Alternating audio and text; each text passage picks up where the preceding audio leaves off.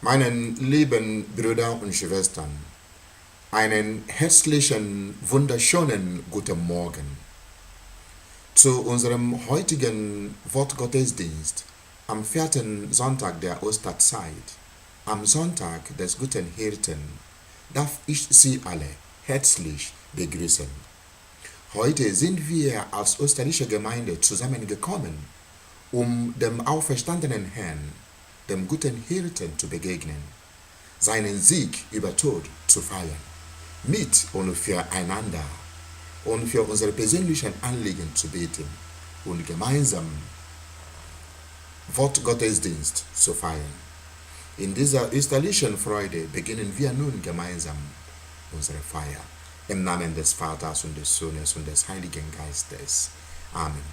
Die Gnade unseres Herrn Jesus Christus, die Liebe Gottes des Vaters und die Gemeinschaft des Heiligen Geistes sei mit euch und mit deinem Geiste. Brüder und Schwestern, wir feiern heute den Sonntag des Guten Hirten, den Weltgebetstag für geistliche Berufungen. In vielen Gemeinden und Gemeinschaften ist heute der Mangel an geistlichen Berufen, an Priestern und Ordensleuten schmerzhaft spürbar. Die Zahl der Geistlichen nimmt immerhin ab. Diese Not der Kirche darf uns nicht gleichgültig lassen. Wir müssen den Auftrag Jesu im Lukas-Evangelium ernst nehmen. Bittet also den Herrn der Ernte, dass er Arbeiter in seine Ernte sende. Lukas-Evangelium 10,2. Bitten wir auch, dass wir den Ruf des guten Hirten immer wieder auch in uns neu vernehmen können. Und grüßen wir nun den Herrn, den guten Hirten, den auferstandenen Herrn, im Kyrie rufen. Herr Jesus Christus, du bist das Abbild der Güte deines Vaters und gehst dem Verlorenen nach und suchst das Verehrte. Kyrie eleison. Kyrie eleison. Du erweckst Berufungen und rufst Menschen in deinen Hirtendienst. Christe eleison. Christe eleison. Du gehst deiner Kirche voran als der gute Hirt, dem das Wohl seiner Herde am Herzen liegt. Kyrie eleison. Kyrie eleison. Der allmächtige Gott erbarme sich unser. Er lasse uns die Sünden nach und führe uns zum ewigen Leben. Amen. Lasset uns beten. Allmächtiger, ewiger Gott, dein Sohn ist der Kirche siegreich vorausgegangen als der gute Hirt. Geleite auch die Herde, für die er sein Leben dahingab, aus aller Not zur ewigen Freude. Darum bitten wir durch ihn, Jesus Christus, deinen Sohn, unseren Herrn und Gott, der in der Einheit des Heiligen Geistes mit dir lebt und herrscht in alle Ewigkeit. Amen. Hören wir jetzt auf die Lesung. Lesung von der Apostelgeschichte. Am Pfingsttag trat Petrus auf, zusammen mit den 11. Er erhob seine Stimme und begann zu reden. Mit Gewissheit erkennen also das ganze Haus Israel. Gott hat ihn zum Herrn und Messias gemacht, diesen Jesus, den ihr gekreuzigt habt. Als sie das hörten, traf es sie mitten ins Herz, und sie sagten zu Petrus und den übrigen Aposteln: Was sollen wir tun, Brüder? Petrus antwortete ihnen: Kehrt um, und jeder von euch lasse sich auf den Namen Jesu Christi taufen zur Vergebung seiner Sünden. Dann werdet ihr die Gabe des Heiligen Geistes empfangen. Denn euch und euren Kindern gilt die Verheißung und all denen in der Ferne, die der Herr, unser Gott, herbeirufen wird. Mit noch vielen anderen Worten beschwor und ermahnte er sie: Lasst euch retten aus dieser verdorbenen Generation, die nun, die sein Wort annahmen, ließen sich taufen. An diesem Tag wurden ihrer Gemeinschaft etwa 3000 Menschen hinzugefügt. Wort des lebendigen Gottes. Dank sei Gott. Hören wir von Johannes Evangelium. Der Herr sei mit euch und mit deinem Geiste. Aus dem heiligen Evangelium nach Johannes. Ehre sei dir, o Herr. In jener Zeit sprach Jesus: Amen, Amen, das sage ich euch. Wer in den Schafstall nicht durch die Tür hineingeht, sondern anderswo einsteigt, der ist ein Dieb und ein Räuber. Wer aber durch die Tür hineingeht, ist der Hirt der Schafe. Ihm öffnet der Türhüter, und die Schafe hören auf seine Stimme. Er ruft die Schafe, die ihm gehören, einzeln beim Namen und führt sie hinaus. Wenn er alle seine Schafe hinausgetrieben hat, geht er ihnen voraus, und die Schafe folgen ihm, denn sie kennen seine Stimme. Einem Fremden aber werden sie nicht folgen, sondern sie werden vor ihm fliehen, weil sie die Stimme des Fremden nicht kennen. Dieses Gleichnis erzählte ihnen Jesus, aber sie verstanden nicht den Sinn dessen, was er ihnen gesagt hatte. Weiter sagte Jesus zu ihnen: Amen, Amen, ich sage euch, ich bin die Tür zu den Schafen. Alle, die vor mir kamen, sind Diebe und Räuber, aber die Schafe haben nicht auf sie gehört. Ich bin die Tür. Wer durch mich hineingeht, wird gerettet werden. Er wird ein- und ausgehen und Weide finden. Der Dieb kommt nur, um zu stehlen, zu schlachten und zu vernichten. Ich bin gekommen, damit sie das Leben haben und es in Fülle haben. Evangelium und frohe Botschaft unseres Herrn Jesus Christus. Lob sei dir, Christus. Die Predigt. Bittet den Herrn der Ernte, dass er Arbeiter in seine Ernte sende. Lukas 10, 2. Meine lieben Brüder und Schwestern, den guten Hirten Sonntag feiern wir heute. Im heutigen Evangelium wurde uns das Bild des guten Hirten vorgestellt. Mit dem heutigen Sonntag vom guten Hirten erinnern wir uns an das älteste und vielleicht schönste Bild, mit dem Jesus benannt, angerufen und dargestellt wird. Der gute Hirt, der sein eigenes Leben riskiert, um die Schafe seiner Herde zu schützen und sicher zu leiten. Dieser Sonntag ist auch der Weltgeburtstag für geistliche Berufungen. Wir sind nämlich berufen, zu der Schar jener Menschen zu gehören, die die Stimme Jesu kennen, auf sie hören und ihm nachfolgen. Ebenso sind wir berufen, einander gute Hirten zu sein und den Weg des Friedens, der Freude und der Liebe zu zeigen.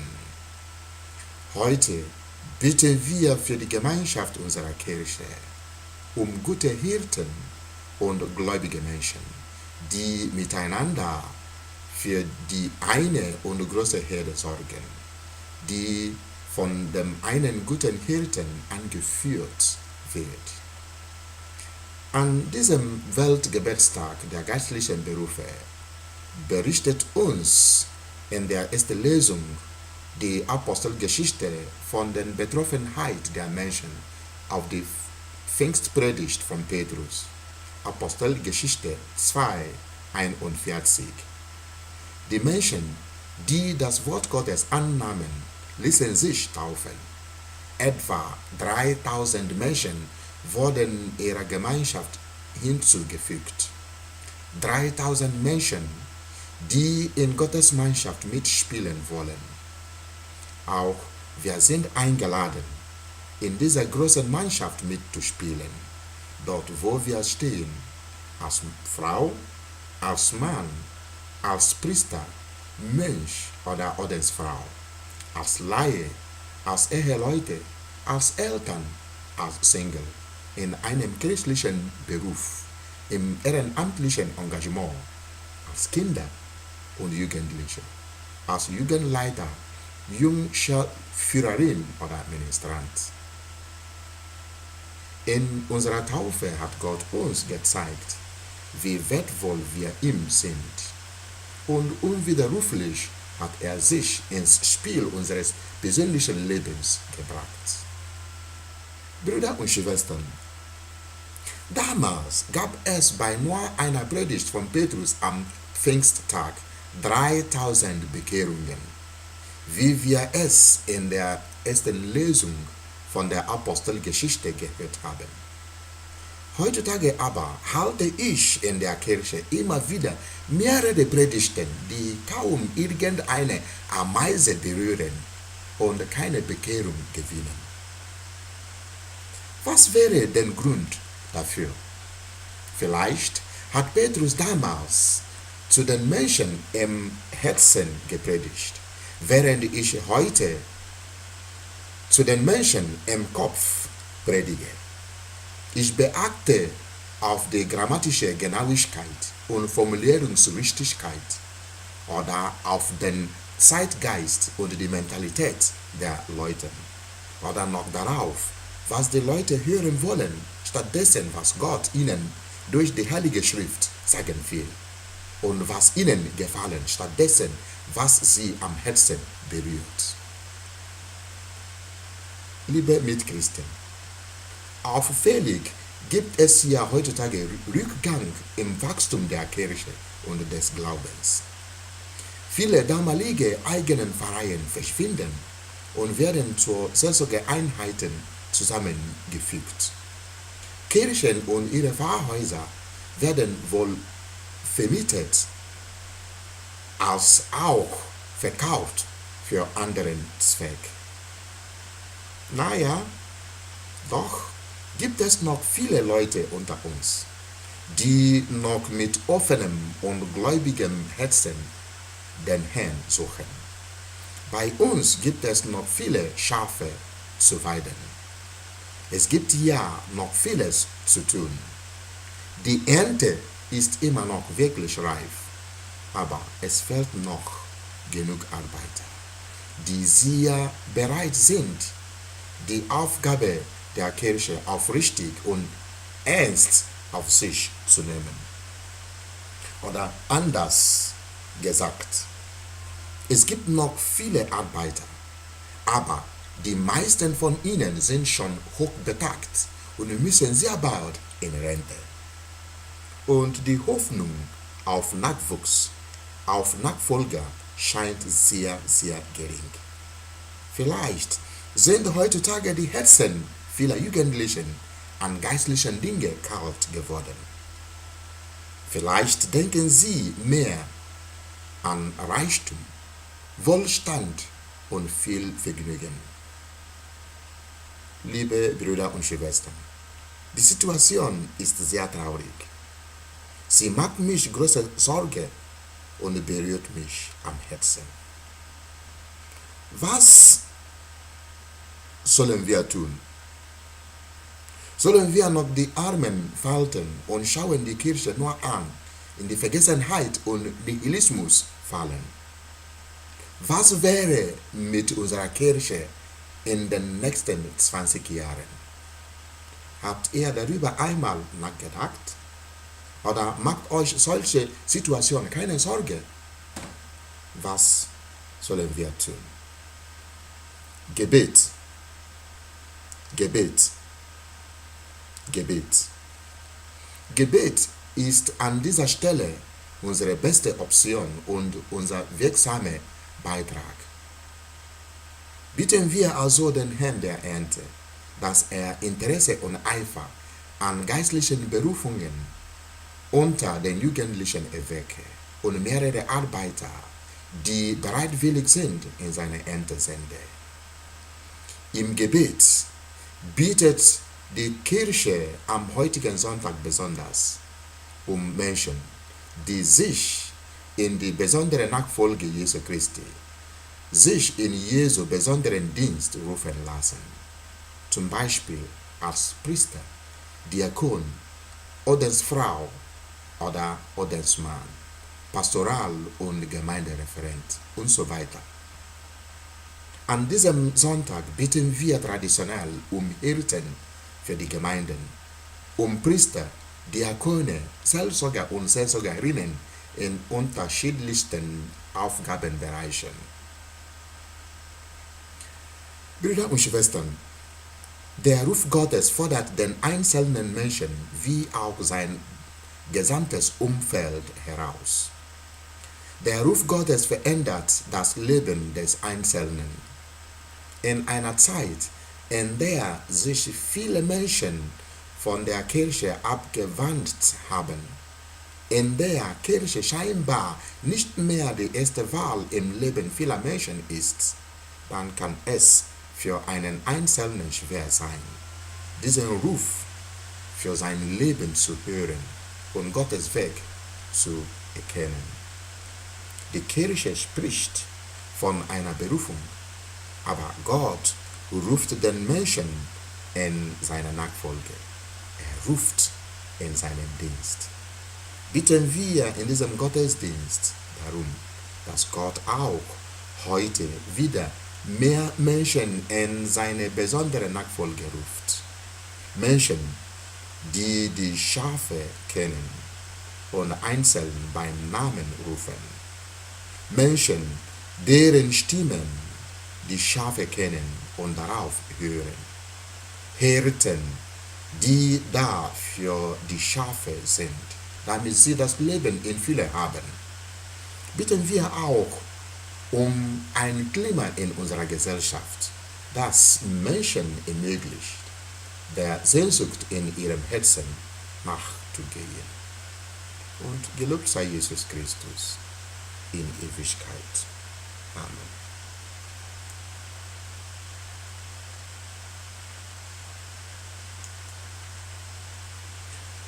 Brüder und Schwestern, auf Gottes Wort dürfen wir nun in den Fürbitten Antwort geben.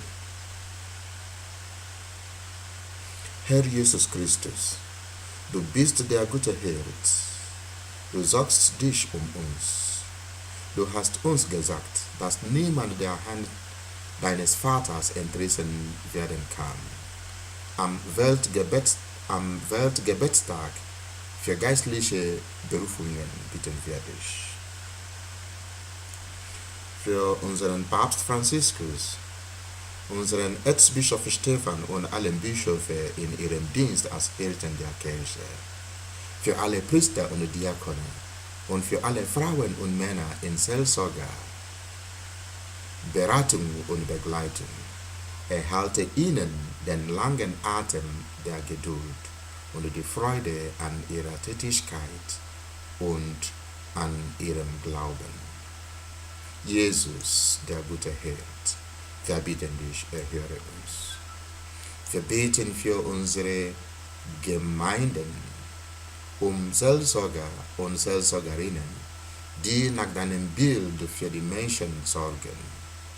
Jesus, der gute Hirt, wir bitten dich, erhöre uns.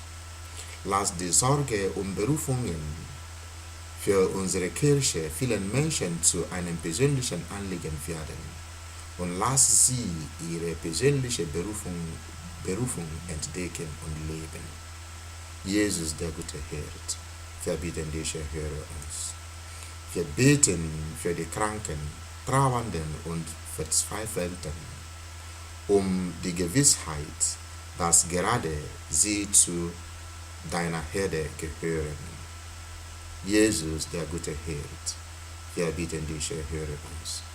Wir beten um geistliche Berufe für unsere Kirche. So viele Menschen warten auf Zuwendung, aber immer weniger Hirten arbeiten in deinem Weinberg. Wecke in vielen jungen Menschen den Wunsch und Eifer, dir in einer geistlichen Berufung zu folgen. Jesus, der gute Hirt, wir bitten dich, erhöre uns. Wir beten für die verstorbenen Seelsorger, Missionare, Ordensschwestern und Ordensbrüder, dass sie in der Hand Gottes ewig geborgen sein können. Jesus, der gute Hirt, wir bitten dich, erhöre uns. Guter Gott, hilf uns, unsere Aufgaben in der Kirche zu finden. Sei uns dabei mit deinem Geist nahe in Liebe, Zuwendung und Erbarmen. Lass uns bereit vor dir stehen, Gott, in alle Ewigkeit. Amen. Jesus Christus, der gute Hirt, führt uns zu Gott, unserem Vater. Im Bild des guten Hirten zeigt er den Menschen seine Nähe. Niemand wird sie seiner Hand entreißen. In diesem Vertrauen wollen wir nun gemeinsam beten, wie Jesus es uns gelehrt hat. Vater unser im Himmel, geheiligt werde dein Name, dein Reich komme, dein Wille geschehe, wie im Himmel so auf Erden. Unser tägliches Brot gib uns heute und vergib uns unsere Schuld, wie auch wir vergeben unseren Schuldigen. Und führe uns nicht in Versuchung, sondern erlöse uns von dem Bösen. Denn dein ist das Reich und die Kraft und die Herrlichkeit in Ewigkeit. Amen. Bitten wir nun den Herrn um seinen Segen. Der Herr sei mit euch und mit deinem Geiste. Es segne uns Gott, der Vater, der unser Heil seit Anfang der Zeit gewollt hat. Amen. Es lebe in uns die Liebe des Sohnes, der sein Leben mit uns teilt. Amen. Es erfülle uns der Geist, der uns die Zeichen der Liebe erkennen lässt. Amen. Dazu segne, behüte und begleite uns Jesus, der gute Hirt, durch die kommende Woche und unser ganzes Leben.